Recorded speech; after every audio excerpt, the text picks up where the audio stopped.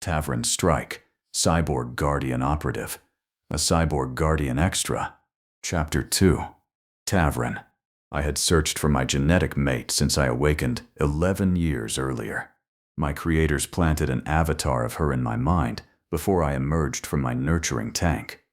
She was supposed to be my reward for surviving the war, the one woman born to love me and give me a reason to build a life after the fighting ended. The war was already over when I awakened. The database that should have matched cyborgs with their females had never been completed. Earth's population had declined drastically, and many women intended for my generation of cyborgs had probably died before we emerged from stasis. Knowing that had never stopped me from hoping. I spent almost 5 years as a protector, assigned to 3 small communities in the old northern plains. I established defenses, stopped raiders, restored trade routes, and trained human peacekeepers. It was worthwhile work. It also kept me in one place. Every traveler who entered my territory raised the same hope. Every unfamiliar female brought a moment of anticipation, followed by disappointment when my systems found no genetic connection. When the settlements no longer needed me to manage their defense personally, I requested reassignment as a field operative. My official reasons were legitimate. I was skilled at investigating criminal activity, traveling through unsettled territory, and assessing communities that might need network assistance. My private reason was that every new settlement offered another chance to find her. Nola Brent stood above me with armed defenders at her side and suspicion in her green eyes. My internal computer confirmed the match before she finished saying her name. Genetic compatibility complete. Neural bonding pathways active. Protective priority established. Every cyborg had been programmed to recognize his mate, but no amount of training prepared me for the force of it.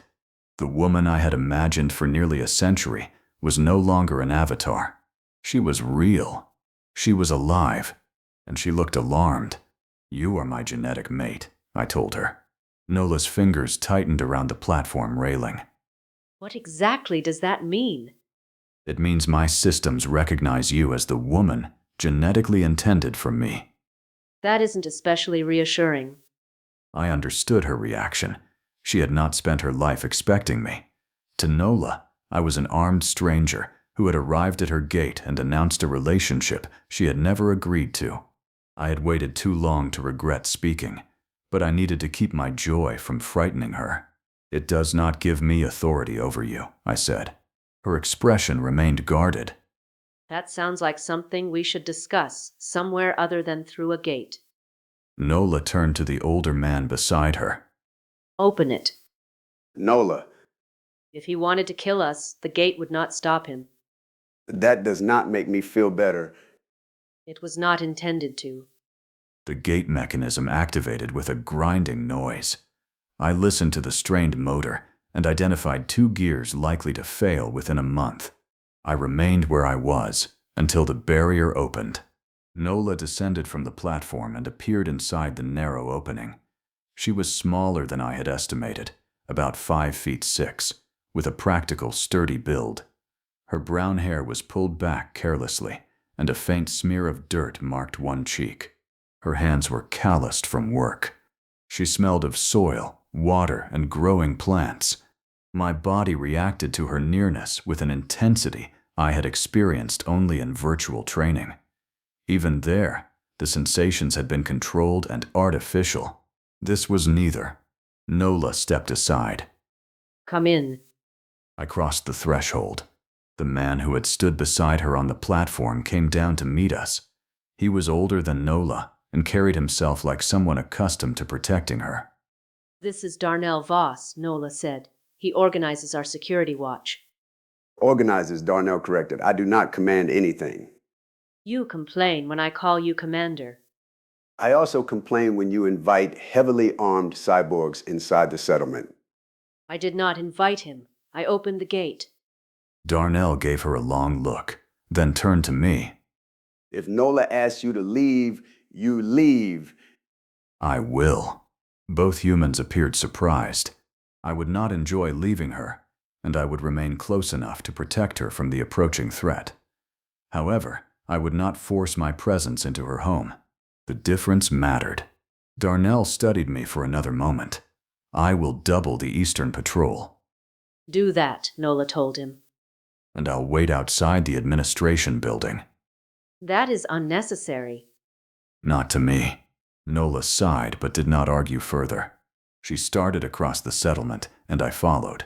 The compound had been maintained with care and limited resources. Solar panels covered 2 roofs. Water barrels stood beside the residential buildings. The original dormitories had been divided into family apartments, and vegetable gardens occupied almost every unused patch of ground. People watched me from doors and paths. Some appeared afraid. Others looked hopeful. A young boy stepped into my path holding a small wooden cart with one missing wheel. Are you a robot? The child asked.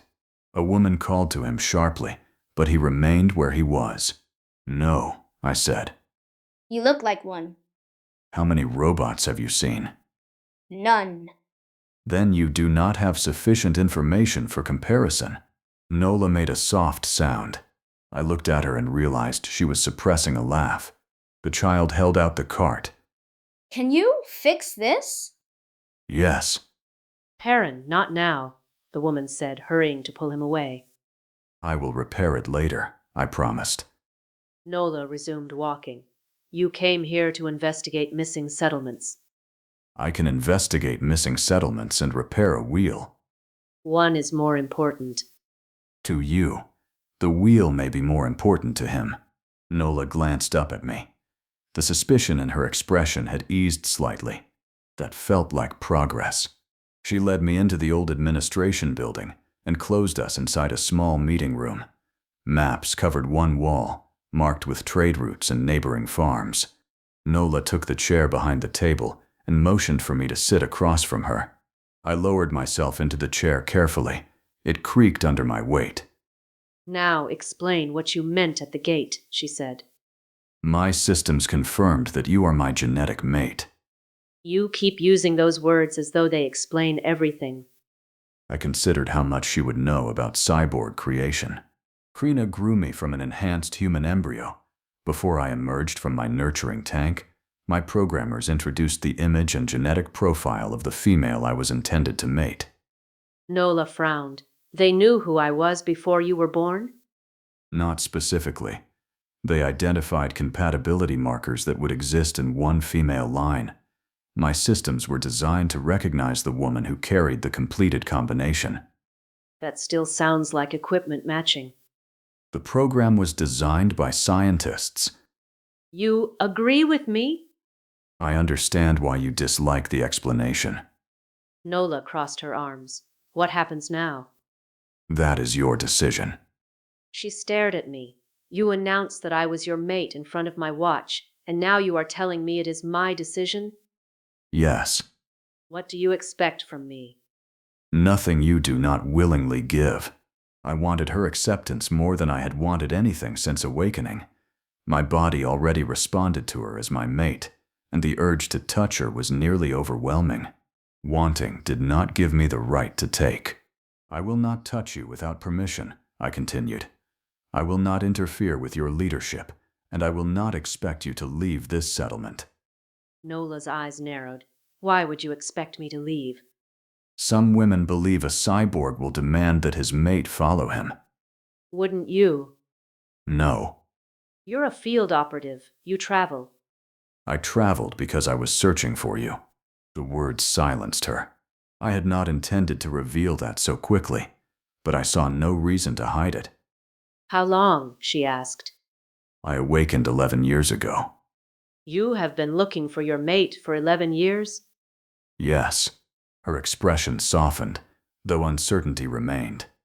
And now you think you can simply stay here? I do not think it. I know I will. You arrived less than an hour ago. My assignment required me to investigate the northern route. That work remains necessary, but my life as a permanent traveling operative ended when I found you. You do not even know me. No. My agreement surprised her again. You aren't going to argue that your systems tell you everything you need to know. They tell me we are biologically compatible and that I can bond only with you. They do not tell me what you enjoy, what you fear, or why 40 people trust you to lead them. And that doesn't bother you? It gives me things to learn. Nola looked away, considering my words. I studied her while she thought. She was not rejecting me outright. Her mind had already moved beyond whether the genetic match existed to what it might mean for her life. I could work with that. You said you would stay even if I did not agree to be your mate, she said. Yes, Why? because recognizing you changed my priorities. Your safety is now more important to me than my assignment. That sounds like programming. It began as programming. What I choose to do with it is mine. Nola remained quiet for a moment. What did you do before becoming a field operative? I served as a protector for almost 5 years. Where? Several communities farther north, I helped establish defense networks, removed a raider group, and trained local security. That would be useful here. She seemed to realize how quickly she had said it. I did not smile, though I wanted to. Nola was a practical woman. Whatever concerns she had about the genetic bond, she could not ignore the advantages of a cyborg who understood settlement defense. I would prove useful without attempting to take control. Your perimeter requires immediate work, I said. The eastern approach is poorly covered, and your north gate could fail under sustained pressure. I'm aware of the gate. I can repair it. We've been repairing it for years. I can repair it correctly. The look she gave me told me that my phrasing had been a mistake. That was not criticism of your people, I added. It sounded remarkably like criticism. You have maintained systems beyond their intended service life without access to proper parts. That is impressive. It does not change the fact that the repairs are failing. She almost smiled. Before she could answer, I heard hurried footsteps approaching the room. 3 people. One carried another human. Blood reached my enhanced senses. The door opened without a knock, and Darnell stepped inside. We found someone outside the West Field. Nola stood. Alive? Barely. It's Elias Marr from Garrow Farm. I accessed the regional map stored in my internal computer. Garrow Farm was 22 miles north and had missed its last 2 trade contacts. What happened? Nola asked. You keep saying they took everyone. Darnell looked at me before returning his attention to Nola. He says they're coming here next. Whatever Nola might have asked about the mate bond disappeared beneath the immediate threat. I stood. My purpose at the station changed the moment I found her, but the mission had not. Someone was moving against my mate's settlement. They would regret it. Take me to him, I said. Nola opened the door and led the way.